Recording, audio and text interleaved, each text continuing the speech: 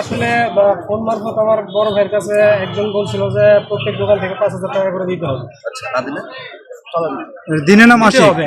এটা দিনে প্রতিদিন না মাসে? মাসে। কে বলছে? নাম কি? এটা মালিক ভাই বলছিল। মালিক কে? মালিকের পরিচয় দেন। আব্দুল মালিক ভাই, জামায়াতের ইউনিয়ন সেক্রেটারি। আব্দুল মালিক জামাত মানে এই ইউনিয়ন সেক্রেটারি। এটা দুলাল ভাইয়ের কাছে ফোন মারফত বলছিল। আচ্ছা, এখন আপনারা যে সহযোগিতা পাচ্ছেন সেটা বিষয়ে জানি, তারপরে কিভাবে দোকান খোলা হচ্ছে? এই যে এখন আমরা সেনাবাহিনীকে শ্রদ্ধা জানাই এবং আমরা কোনো হট্টগোল করবো না বিধায় আমরা ওনাদের শরণাপন্ন হয়েছি। আমরা কেটে খাওয়া মানুষ, আমরা আমাদের সংসার চলে এই দোকানদারি করে। এই দোকানটা যদি বন্ধ থাকে তাহলে আমাদের সাংসারিক দিকটাও সমস্যায় পড়তে হবে।